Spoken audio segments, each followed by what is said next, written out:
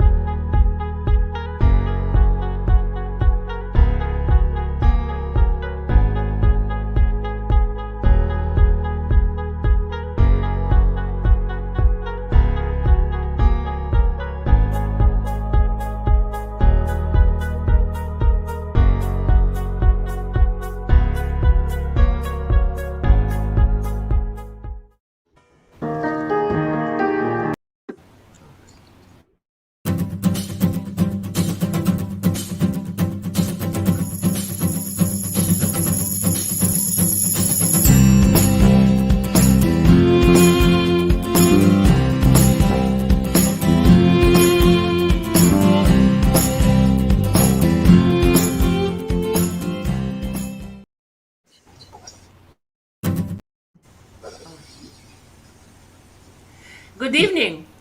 Good Good evening. evening. This is Hey, a buddy. wonderful weather in St. Joseph, Missouri, and this is our Coping Life Talk number 65. Wow. It's amazing that we started over a year ago here out of our home, Scott and I, and then Candy joined us. And today we welcome Greg and Robyn Ogdahl. And Greg and Robyn were our guests quite a while ago and brought so many viewers. It was a wonderful, wonderful program on how teachers are coping with all the challenges during COVID, teaching, and also having their own questions and uncertainties. And so that was a very interesting program, and I really, really appreciate your presence at that time and also sincerity. You shared very important things with us and teachers how to cope and how to teach and how to be everything for children and also for each other because you are spouses. So your marriage is absolutely so beautiful and inspiring. And when you gave me the title, I thought, what a great title. Marriage has many secrets, and one of them, of course, of the topic that you're going today to talk about. I welcome Candy Sheehan and Scott Kiddle, who are our co-hosts, and I'm Lydia Stomina, and we're here to help people cope with different daily things and also with everything that comes up and kind of lands on their plate. So, Robyn, I see that Greg left for a There's second. someone at the door, so he's telling That's fine. them That's we've a been good. planning. So he's Yeah, expecting them before they rang the doorbell. So I, and it's that's a someone that can come perfect. back later, so that's Yes, okay. But perfect illustration of how life is. yes, Something unplanned, absolutely. something unscripted. So, Yes. how about if you start introducing yourself? And I see Greg is joining us. Yes. We got. Um, Welcome. I'm I'm Robin, and Greg and I have been married 15 years. Sure. I think so. Yes. I'm not good with numbers, so he teases me about that. But we this is our second marriage, and what do you have to say? We are a blended family. She has one from her previous, and I have one from our previous, and we just, for me, really, with anything when it comes to our family, is I wanted our girls to grow up in a loving, healthy household, and I never ever wanted my children or Robin's children ever to have to go through a divorce. But for the outcome to see a happy, healthy marriage um, is Unfortunately, that's what we where we were.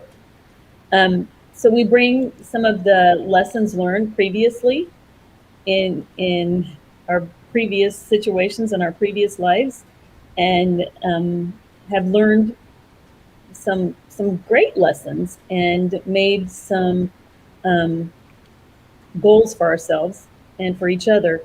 And one of those goals is really investing and making memories, and it's become a priority for us. So interesting that you mentioned the word goals. I Mhm. wonder how many couples really set up goals for their marriage. Can you say a little more about it? How could it be marriage with goals? Is it like business? Or this is like a it's very interesting, and I really like the word. I'm glad you brought it up. Well, I think it gives us a focus, a purpose, a kind of a path. And not all of our goals are big. Some of our goals are, you know, daily devotions and prayer together. And, and so it's not a huge goal, but it is, I guess it is a huge goal. We also have some financial goals. We have goals for our future. And I think that keeping that in the forefront, we talk about them a lot. Yeah. And they're ever changing too. Yeah, they Like- grow and evolve. Yeah, like it is kind of, I don't want to say a business, but it is evaluating your marriage, your friendship, your relationship, um, And reflection. and growing and changing and understanding that goals, you meet certain goals, or you can expand your goals or change your goals as needed. There are some goals that we've set out to, I think, create or obtain, and as we've gathered information in a learning process, that goal has completely changed. It's no longer a goal, but a learning lesson in the time. So it's wonderful to take the time to what it is that what you're seeking out of your relationship, what you want out of your relationship, where do you want it to go, where do you see it going, and then I think it's just A collective vision, and those goals come out of that collective vision. I think that we've learned that some of the things that we previously had, we definitely don't want to have in this marriage, obviously, but you have to be purposeful to make sure that you don't go down a familiar path. And goals have helped us, prioritize and set goals. I mean, I keep saying goals, but set milestones for us too, markers. Wonderful. Candy has a question. And what I'm thinking about now is I think there'd be a lot of couples, myself included, that don't even think about how in the world did you come to the realization that you needed to have goals and that you really needed to think about these things. Because I think so many of us get wrapped up in the busyness of life that we do not put a priority on our relationship with our significant other. And I wonder, how did you know that this was a thing you needed to do, or how did you come to that point? I think a lot of trial and error. Both of us had very difficult jobs. One of our daughters.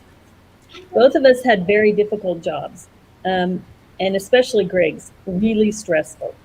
And it was vital for him to be able to come home and not only have a safe place, but to be able to have moments and time where he could kind of detach from the stress of his job.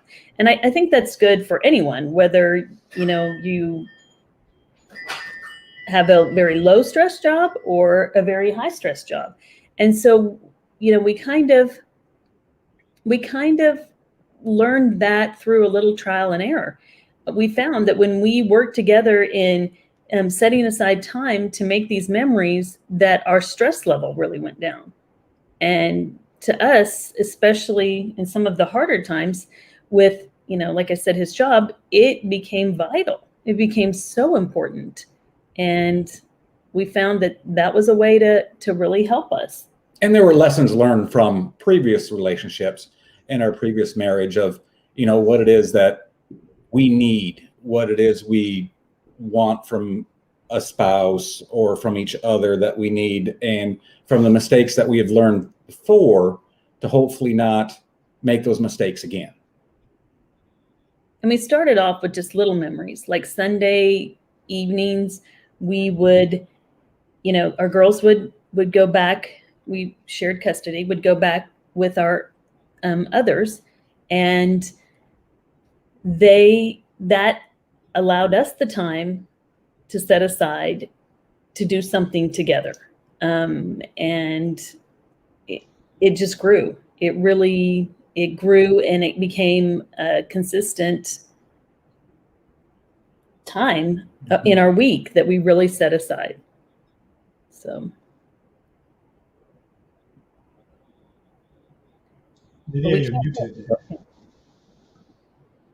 Myself, it shows very well that you plan, and the very good illustration of what you name as a vision.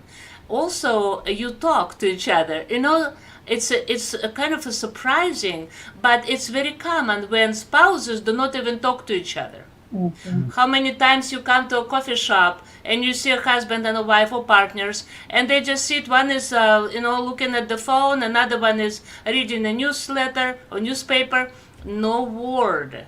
And what I hear, could you share a little? Is it like a certain time of the day when you come together and sit down and talk? Or it's just like a spontaneous activity?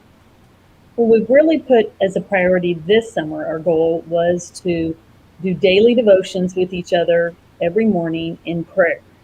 And we purposefully picked something that wasn't so extensive. We would have, hour-long devotions or a big set of, amount of time. We started small. And the devotions that we do are about 15 minutes. Yeah, and we can go from a conversation some mornings it's 5-7 minutes. Sometimes it can be half hour, an hour discussion that we get into with it. But it was starting out simple with an easy obtainable goal, right, rather than a massive one that was going to definitely take work. And now there are still days that we do miss it. We do miss our goal, that we don't take the time because things happen and things come up.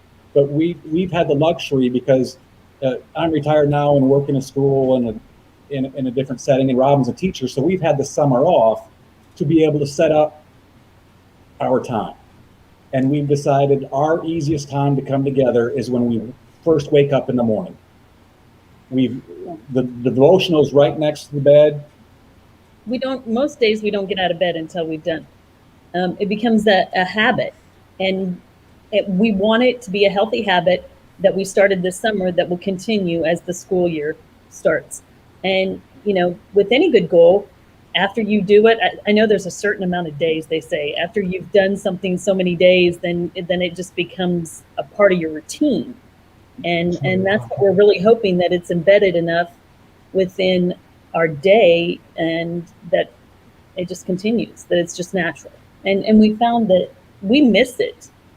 There have been days where something has happened and we haven't been able to have that, and we'll come back in the evening and do our devotions, or the day got away from us, and the next day we talk to each other. I really missed that, and it is just it's a priority, and it's part of our daily memories. We feel like we're making these memories together each and every day. And then we also got a journaling devotional. So once we're done with this, we journal in it, we write what we think, and we're going to pass that on to our girls. So then they'll see, this was a priority, for mom and dad. This is how they structured their life. It worked for them. And here's some of their thoughts and some of their feelings and, hopes and things that didn't work out even. And we've kind of put that in our devotional. And so that's just making memories just on a small daily. And making sure we make that time. Scott has a question, and I saw Candy also had a question. Scott, go ahead. I would imagine there are other couples that are watching that are thinking, wow, that's a really good idea. So two practical questions. One, how is it that you wake up together at the same time? Not trying to be silly, really. Ours is scheduling, and even during the school year, it's when we both have to be at our jobs. And I guess that's a divine gift because it has been that way a lot of our married life. He would have to be to work at the police department around the same time that I would have to go to school. And so, yeah, I don't know. And there are, it's just situational. and there are some mornings where I wake up before she does, or she wakes up before me. And that's, like I said, But being that's off for the rare. summer, Yeah. though, we've had that kind of luxury where we don't have a mandated schedule where we've got to get up and go. And so if she sleeps or I sleep a little later, then that's the time when the other one checks their email, starts out their day a little bit but we have the understanding that we're not getting up and starting the day until we do this, because when it boils down to it, is we need it. We need it for ourselves, for the connecting, and just the time. A lot of times I wake up before him, and so I'll check, any school emails, anything with our girls that have come, any texts that have come in, and then when he wakes up, then we'll do our devotions. So the next part of my question, and then I'll pass it to Candy, and that is, what do you use for your devotion? So like an Our Daily Bread? Well, I was proactive. Being a teacher, you have to keep that right beside you. And we found it's called Jesus Calling. Oh, and we found it at Sam's. I had used a smaller version of it over the years, and there's several different topics. This is the one, with peace, but there's several different topics. But what we really like about it is you can see, and I'm not going to show you really our journaling page, but you can see pages that that it has a spot for us to journal in the side. Mm-hmm. okay. And so that's where we make our notes, and hopefully our girls, will read those someday and be able to kind of track and follow our growth with each other, but also with God. And that's what we use. I know there are other, great books out there, but it's the short idea, and here's one that I wrote in, a short idea, and then the passage, the Bible verse here. And it's some of them we've even taken like this right here. I didn't write as much because we were at IHOP. We took it with us, and instead of doing it right when we woke up, we said, hey, we're going to go for breakfast. And so we took it with us at IHOP. And so I didn't write as much in there as you would get a lot of food or anything on it. And what I like about it is it's only a page long. It's not extensive. You can get into as deep as you want to, but it's also there. So there's not a pressure of, what are we going to talk about this morning? Right. What's our topic for? The topic is there. Now, there are some mornings where it goes other places, but the devotion is there to give us A springboard. yes. Yeah. It really is just, a good touchstone for us to be able to, get started. And sometimes he reads, sometimes I read, and we just take turns. We always follow up at the end with obviously discussion of it, and then prayer. I'm so glad you explained and showed us this devotional book for the reason, because when you said we journal, and I thought, wow, that's kind of like a large project, could be for some people, because, journaling, then some maybe sharing, but then I thought, how do you share? What do you write about? But then now I think it's very helpful to people who watch us that they saw the books. Thank you for showing that. Also, that you opened it and you show what actually journaling is about. So it's not that time consuming, and it's right on the topic. Thank you so much. So Candy had a question. And sometimes I journal the whole thing, and sometimes we put a little snippet at the top. And, Wonderful, yeah. And if we, if we don't journal, that's okay too. Yeah. So no pressure. No, we really try not to make the priority of coming together and reading, not the journaling. Okay. Candy? It's interesting. Scott asked my questions already exactly. And I thought, wow, those were great questions. Just what I wanted to know. But since we've taken it this far, I'm going to ask you one other thing. Give me just, and you don't have to go explain the whole thing, but just give me one topic that you remember that you have talked about recently that you just then had a discussion.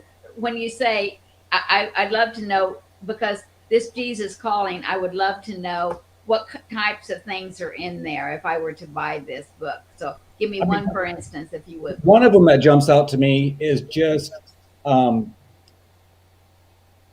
knowing that the presence of the Lord is always there with you, even in your struggling times, that he's right there and you can find comfort in that, and knowing that, in difficult times, it's there, that it just kind of helps recenter, especially me, Yes. as far as knowing that no matter what we're going through, and we praise the great memories and we praise the bad memories, because we know because of him, we have those awesome memories, and we also have those memories that Allow us to grow. Yeah, allow us to grow.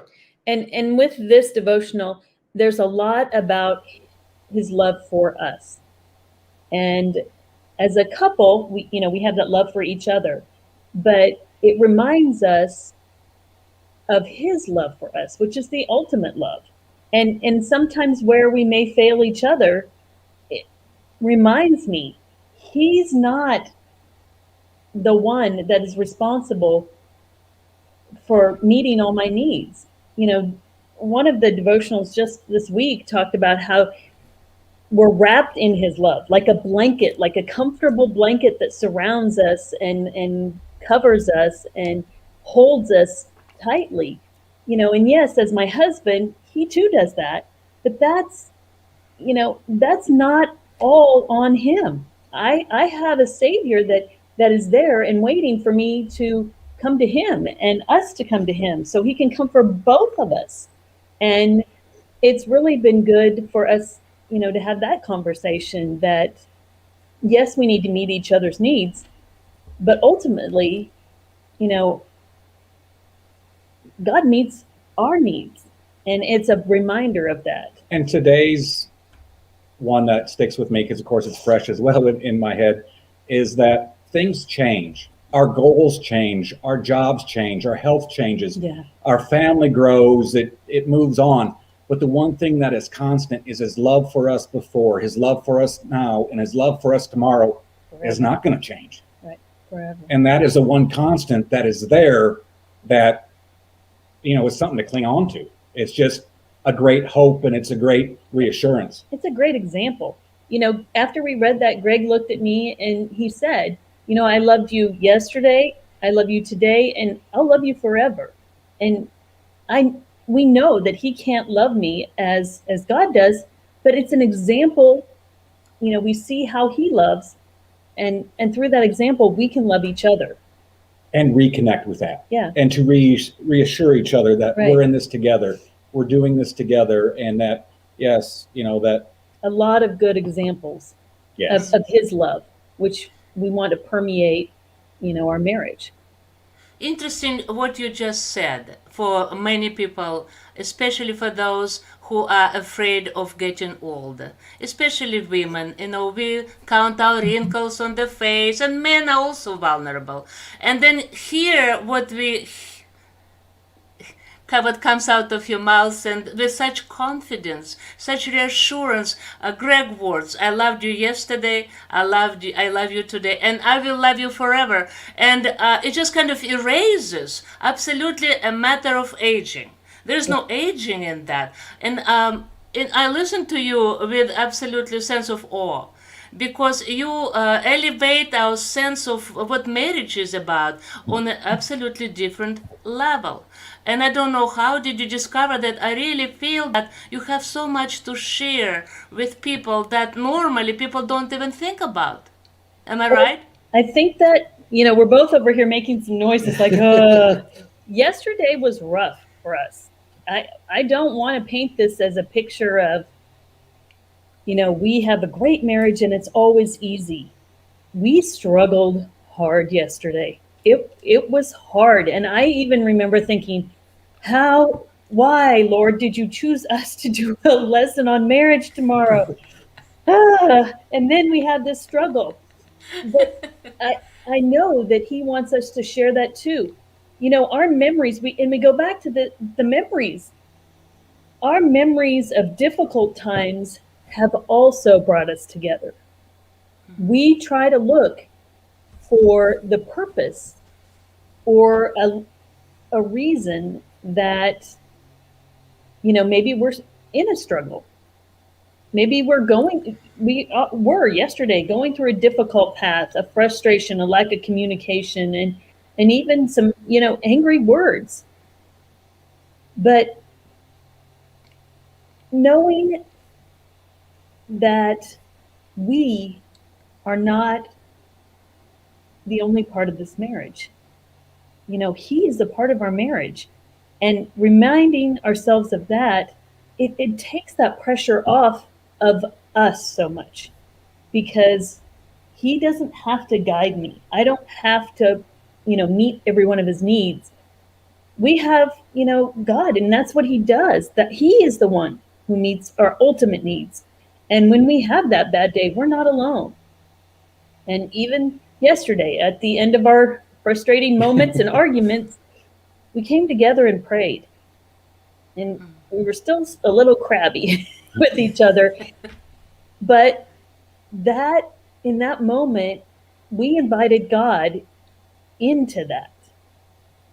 And I told Greg just today, I wish we would have done that at the beginning of the argument someday. We should have stop, we got to pray and invite him in now, invite him in quickly. But, you know, live and learn. We invited him in at the end. Show us something that we can learn from this frustrating moment, this, you know, argument. And show us why we have it and how we can grow. And just a couple of days ago, we had an absolutely amazing, wonderful time making memories in the morning, amazing memories.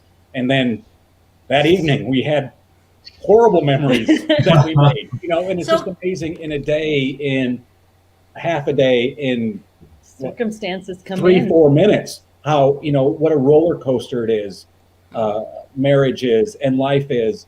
But and being together, I mean, we're together almost 24/7 since school's been out, almost. And that in itself is very challenging. Yeah, very challenging. Of course. Go ahead. It's also a time of growth. Absolutely. Yes.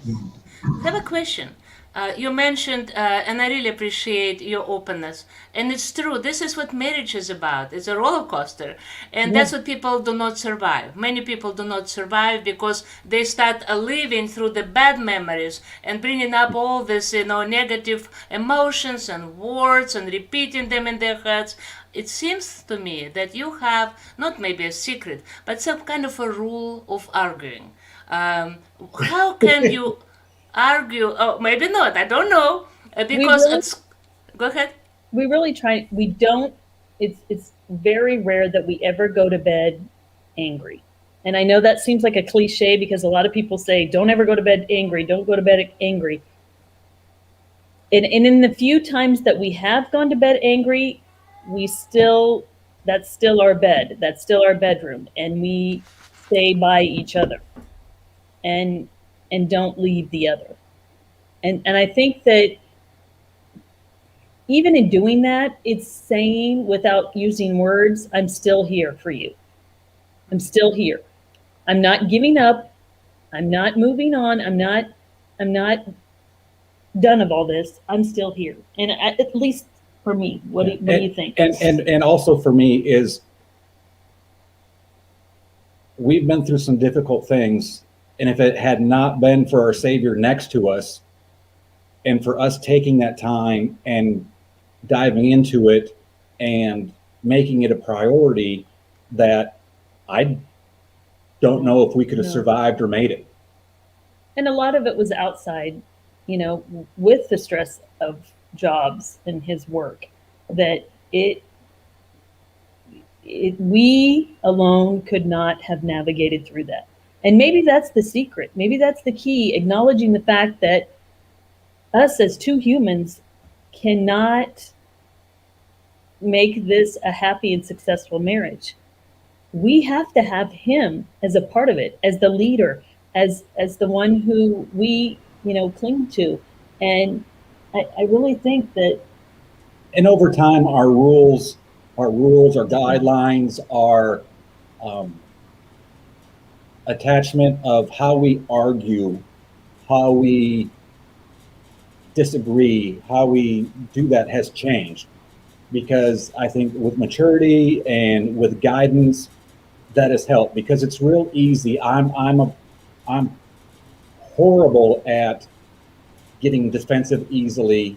And okay, you've hurt me. Now it's time for me to hurt you, and not taking that moment to realize you're not doing that to hurt me. You're telling me how you're feeling and my interpretation of that.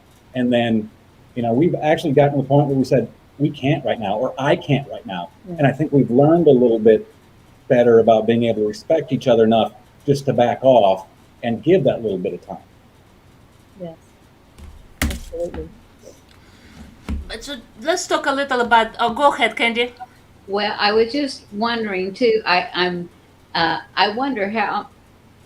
A lot of people watching will have young kids still at home, and I just wondered how you found a balance in your marriage, because a certain amount of time you have to devote to your children, Mhm. and you don't want to lose sight of who you are as a couple. And how do you handle that? Maybe that might be an interesting thing for us to understand. Well, our situation was a little different because, the divorce, our girls would go, it was set up where I had Jenna Wednesday through Sunday morning, and we had Sammy Thursday through Sunday morning. So we really focused on our family during that time. And I know that that is a situation that most people they don't have.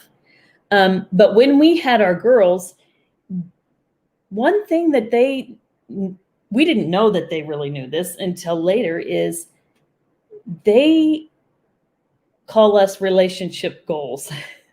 And that's a term that young kids use, relationship goals. And I had to have one of them explain it to us, that a goal in their life is to have a relationship like ours. They're watching us, they're seeing us. And Samantha said, you two fight over this, or argue over the silliest things, and you work to fix them. And it's a matter of priority. It's a matter of making us a priority. There's a lot of priorities we have out there. Somebody's got a priority of getting coffee in the morning before they go to work. It's a priority of, okay, I get home, I got to make supper. That's a priority. Or I got to go mow the grass because it's 4 foot tall. I've got to mow today. It's going to rain in a week. But the one thing that, and I thank Robyn for this, and really it's her grandmother, that we've got to invest in each other in order for us to survive everything else. Yeah. Because when it's all said and done, I'm hoping, whether she's a little old lady next to my bedside or I'm a little old man next to her bedside, that, that's when it boils down to. We have each other. Kids are going to come and go. Jobs are going to come and go. Friends are going to come and go. Situations are going to come and go. But when it comes down to it, and so it's making the priority to do that for each other. And remembering that, ultimately, yes, our kids were and are, you just saw one come in here, incredibly important. And they sometimes don't know very good boundaries. And when we're trying to have time, together, or praying, or, one of them will call or come over, we consider our time sacred. They kind of know that. They know that I'm going to have to wait. That's their thing. They're together. And we really spent a lot of time when they were home as a family. Greg was very, very, very good at everybody eating at the table. Every night we were there, and we had family discussions and family, stories and laughs and memories. We would always bring up memories. And he was just really, that was important to him, and it became important to all of us. And in doing that, the kids felt important. They felt like they'd been heard. We had spent time with them, had the conversation, found out about their lives, their day. And so, they could go and do some of their independent things, whether it's homework or playing outside, or they would go into the basement and dance and play together. They felt like they didn't have to be with us all the time. And we kind of felt that way too. We set aside time for them. And we set aside time for us. The Yeah. priority of that. That's really the big thing, is making it a priority and sticking to it. There's a reason why we got married to begin with. There was something there. And as we all know, love changes, relationship changes as it goes on throughout the years. But it's making the priority, making the other one a priority, or your relationship a priority, and not let anything else get in the way of that time. Our girls, this November will be the first time that they are going to Belize with us. We have made it a priority that we take a vacation, just the two of us. And I know not everyone has the financial means to do that. I totally understand that. But that's our big memory of the year, that we invest in each other. And even if it's for, a couple of days, 5 days or whatever, when COVID hit, we had to really get creative because the whole country of Belize was locked down, so as well as ours. And so we had to shift and to change that, but we still set aside that time and to make big memories and invest in our marriage. I mean, we invest in cars, we invest in our home and even our children. But, as my grandma said, and I get real emotional, she was 82 and she looked at me and she said, "You're not going to remember what type of couch you have. You're not going to remember all those really nice clothes that you had, or the pile of shoes in your closet. You're not going to remember, sometimes I can't even, she said, I can't even remember the car that I drove, but I remember those memories. I remember this." And she would share a memory. I remember this. And she said, as I sit here alone many days, I treasure those memories. And it has just constantly been in my mind that I want that. At the end of my life, I want to be able to, if I'm sitting alone and he's passed, I want to have those memories. And Oh, even making the simple ones of I want to cry. about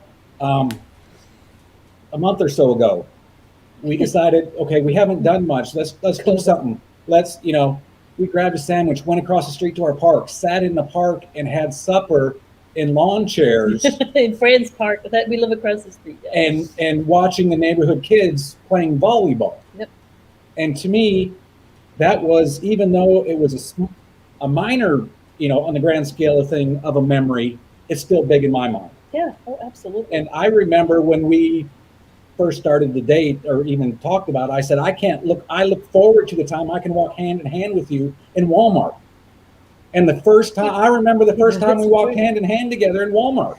It seems funny, but we even try to make those things, a connecting time and outing time. You got to buy groceries, so let's do it together. And it's kind of a bonding time. We've learned to negotiate during that time. We've learned to budget during that time.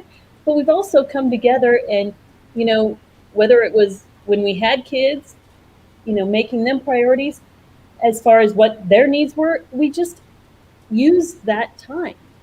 I mean, we've been given this time, and what we do with it at the end of our lives, like she said, is what you sit and you think about. You think about, what did I do with the time that I had?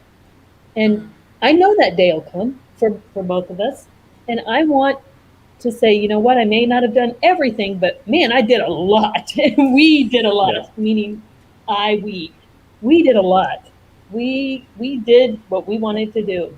And I found out that my memory's not the best.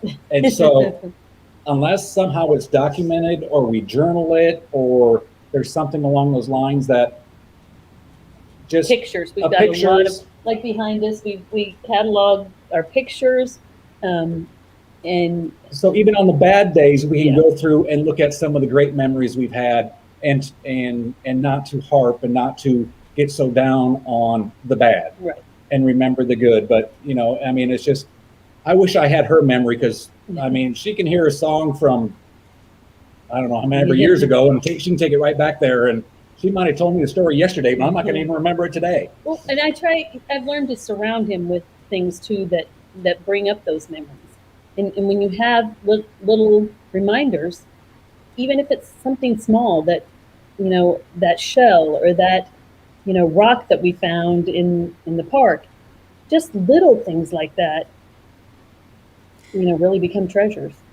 Absolutely. What is important to me that you mentioned things, first of all, that are more valuable than money, than cars. And what you brought up, I think it's a great illustration of what many families are missing. That multi kind of intergenerational connection. I've heard first Greg mentioning your grandmother. And I was going to ask Greg about what is that so important in that relationship. And then you started talking about your grandmother. And that's what I want to ask you.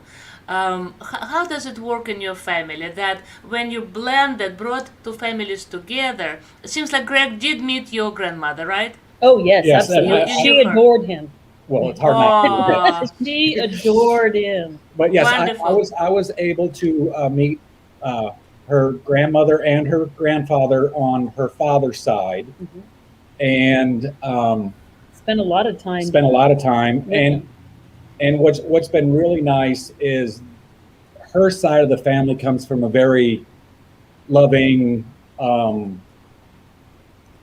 God-raised family Yeah. of acceptance. You know, I don't care. There's no such thing as a son-in-law, a step-grandchild, a stepchild, or anything like that. It's a child. This is my son. This is my granddaughter. Once you're in there, you're in there. And then they're very, you know, and even just very encompassing with him, with Sammy. It's just, you become a part of us. And yeah, my grandmother just adored him. My dad does too. I think sometimes when we go to visit my parents, my dad spends so much more time with him than me. And that's okay, because that amount of time they spend together is building memories. And I love that. I love that, to hear what they've done during the day. And, you know, yeah. It's interesting because how many adults, especially during COVID, if they ended in the nursing home or assisted living, even before COVID, people were not really in a hurry to visit their elderly grandparents who are declining every day. And here what I really appreciate, first of all, your respect and of your elders, of your grandparents, and how lovingly you talk about how your grandfather and grandma spend more time even with Greg than with you when you visited, and that shows a relationship. And another thing, of course, during COVID, people, even if they wanted, could not go, and that causes really a serious issue in families when people do not live together, and then spouses and especially children, they do not know their grandparents really well. They don't get the wisdom that you shared with us today with such depth. What your grandmother taught you, that I don't care and I don't remember the car I drove, but I have those memories. And I think it's very important that you take care of each other in a way that even when you maybe have a rough day, your reminders are around you. So you create an environment of memories, not just something that is in your head, but also it's physical, it's tangible. Also, what I wanted to ask you a question about is you mention a lot about God, mention God a lot. But would you advise people who listen to us today, if they don't have faith in their life, if they don't have maybe a grandma like that, how can they preserve their family, marriage? I think part of it is Robyn was brought up in a very faith-based setting of a family. Mine, not so much. My relationship with God has been a roller coaster basically throughout most of my years, especially my younger years. It was Robyn that helped bring me back to God and our Savior, and to be able to grow that. And again, it comes back to a priority. Find out what it is that you want to make a priority, and Start small. I mean, every morning after our devotions, or sometimes if he's not awake before our devotions, I send out just one verse to our girls. And I try to do it every weekday. And I've got some girls that I mentor, and I also send it out to them. So just start small. I mean, start putting, if you are struggling with your faith or you have no faith, start small. And I think that finding and searching and building that, I honestly, that's the roots. Yep. And with the internet there, with that powerful thing that sits at our fingertips that we spend, that people spend hours looking at silly TikTok things or get sucked down a rabbit hole in Facebook videos or something like that. But if you're struggling, even with your faith, to type in something, short Bible verses about anger, short Bible verses about faith or helplessness or hopelessness or something. Or even finding peace. I mean, even something small, just finding peace. And we have also sought out counseling. We're not embarrassed or ashamed to say that. When we have come in the past up against a struggle that is really tough, we reached out and had a counselor help us work through it. And it was so productive. Yeah. I mean, it really, instead of, grinding our gears and spinning our wheels, we're like, hey, we just need somebody to help us through this.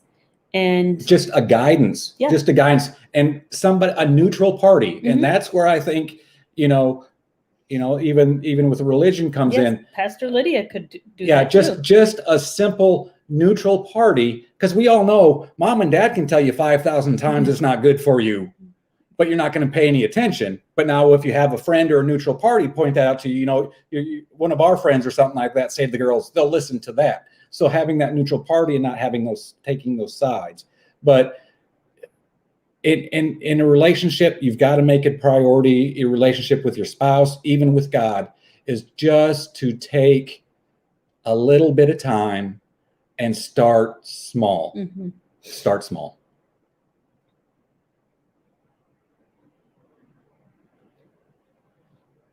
What I hear, thank you. What I hear that in your advice, that if people don't have faith, since you really do not see your marriage without the presence of the one, that I think you gave us a very strong encouragement to all people who maybe struggle with marriage, but also struggle with their faith questions, to find that presence in their life. Am I right? Yes, absolutely. Because Robyn has done devotions as long as I've known her. And, and my roller coaster has been up and down. But because of her, though, she's led me there too. And I mean, when we first got married, looking for a church and finding a church where we felt comfortable with, I don't know how many churches she went to by herself because I was working Sundays. And then, to find a church where we walked in and we felt like home, and that's where we're at now. Is a place that we feel comfortable, we feel like home. That it's And don't give up. Reach out to people and see. I did a lot of just asking. Hey, help me, help! I'm trying to find this, or it, it's it's surprising, but it shouldn't be surprising that people really genuinely want to help. Mhm. They That's want very to true. help, Yeah. Right. and if you just We, ask, they're there. huh. So it is not that you don't hide your issues and you come out and reach out for help.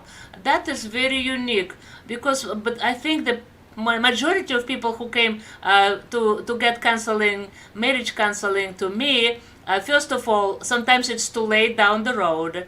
Also, there is no communication. The husband will say one thing, getting angry and angry. The wife is either defensive or attacking. So it's very hard when people do not have goals like you do, the vision, and also something that it really makes their relationship so cohesive.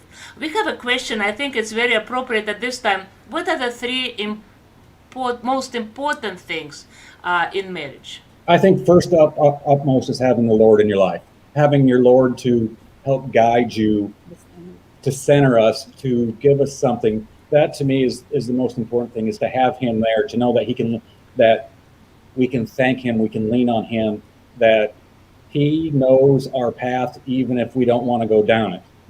I mean, there's been several paths. He has a purposeful plan for us. And of course, the old cliche, communication. That is so, and you've got to learn to communicate. It's easy to communicate the good.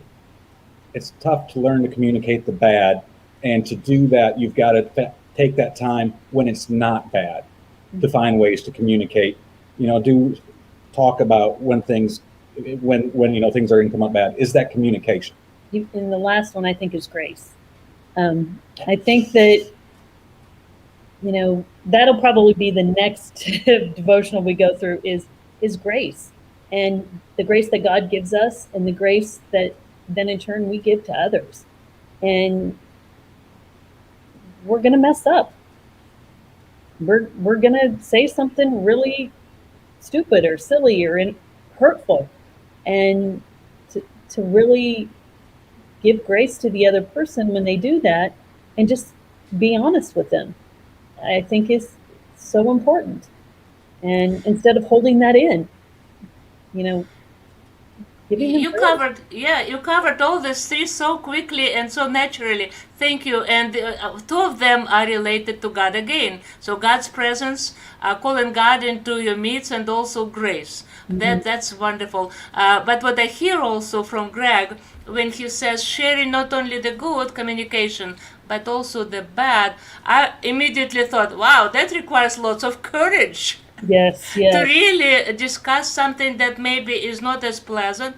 And I hear you, Robyn, brought up immediately added that you kind of select the right time for that. So it all comes back to strategy. So it's like, in a way, some steps how to bring up difficult issues, how to also the devotion that kind of brings you together, keeps you close, that you miss every day. So at this point, I want to ask Andy and Scott if you have any questions, because there's so much that you covered that I'm sure that it requires another podcast, because I'm sure that it really, I'm very serious. And I'm surprised that you are not theologians, but you are.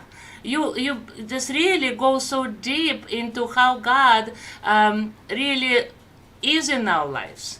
That God does care about our relationship. God does care about our marriages. So at this point, Candy and Scott, do you have any questions?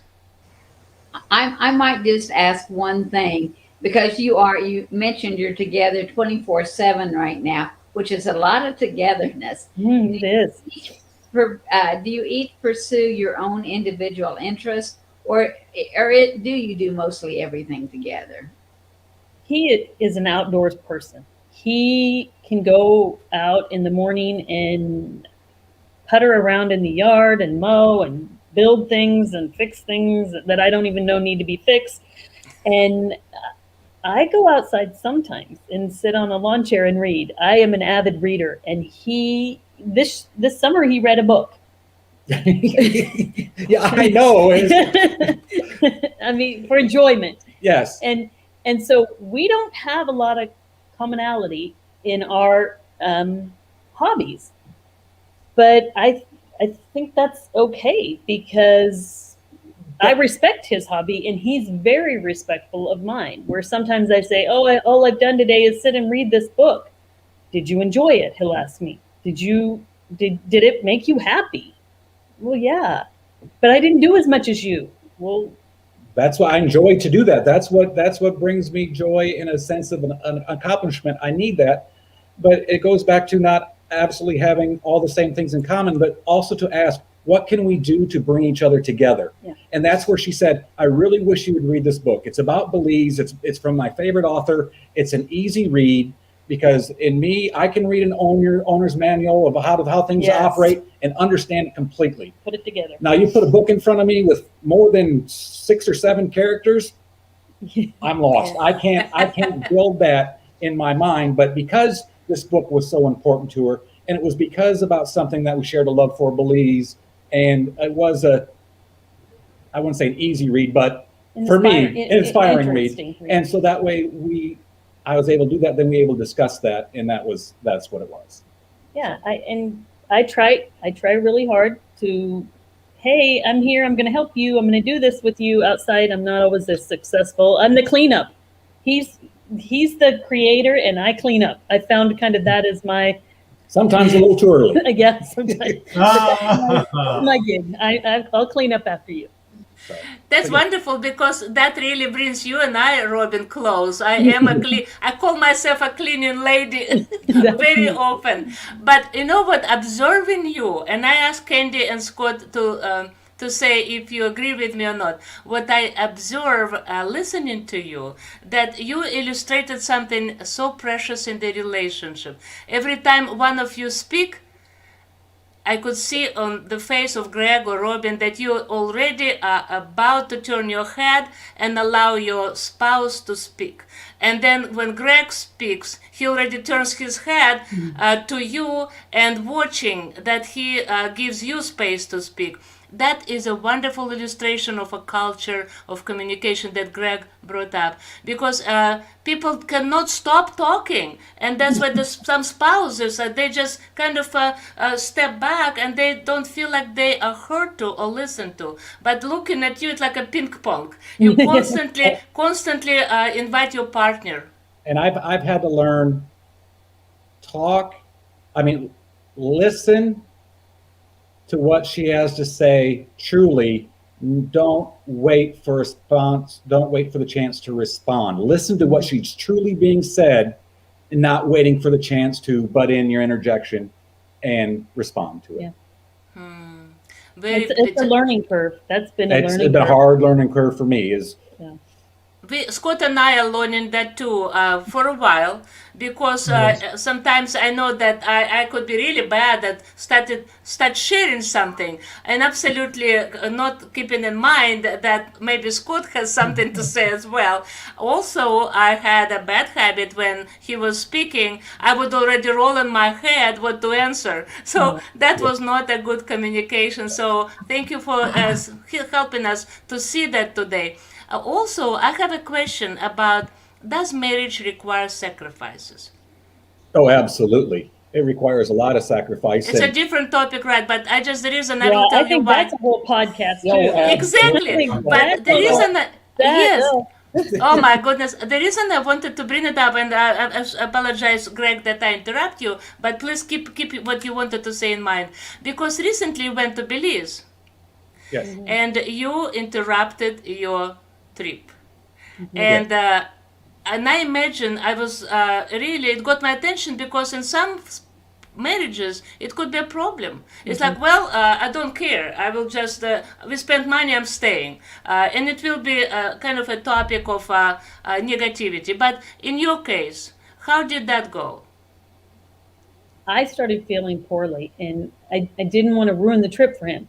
It was my heart. I was having palpitations, and I knew that I couldn't get quality medical care on this small island we were on. And so I tried to overcome it myself, hoping that we wouldn't have to do this. But the minute I told him, I think we need to go home, there was no hesitation. There was not a pause. There was, okay. And he got, that's fine. Don't worry. Don't worry about this. I'll take care of it. He got up. He made reservations on the plane. He ensured that we got credit for the place that we stayed. He took it over and just made me not feel so guilty about it not working out. And he was just incredible about it. And it's just about being there for each other. It's not always about the good times. It's about being there in the tough times too, and knowing that, you know, for all that she's done for me, everything that she's helped me through.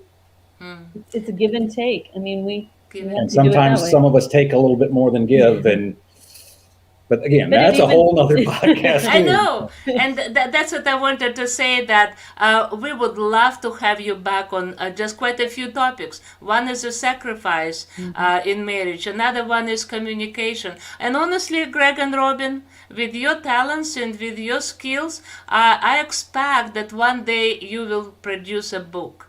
Or maybe a course She's gonna have to write it. I won't read it. She's gonna have to write it. But okay, Robyn will be writing and you both will be presenting. Because Yes. people, even in our community, it is devastating what's going on. And when you hear stories of people who never even talk to each other for like 30 or 40 years, after being married and having children, it could be, I don't want to use the word fixed. It could be blended together. Reconciliation is another word, which is requires so much labor and also the vision. And when people lose that vision, then sometimes there is no way back. So I really appreciate all your time and thank you. everything, the Thank gift you. of love and the gift you. of faith that you shared with us today, and the gift of how you even look at each other. I think it's such a gift for people today that you shared.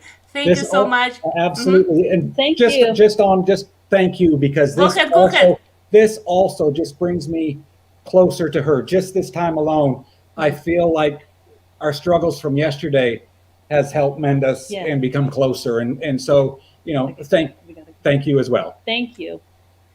Thank you very much. And next time we will have our Coping Life Talk 66. And this time it will be not something on a positive topic, but it will be on suicide prevention. And in a way, it is connected to marriages, to relationship. Some people become so devastated that it takes them to the end that could be prevented. And that will be John McGee, who will be sharing, and especially veterans with PTSD who suffer from such deep memories that they cannot erase from their memories again. You see, memories need to be processed and valued, good or bad. And I think today you gave us this illustration that we should not be afraid of bad memories.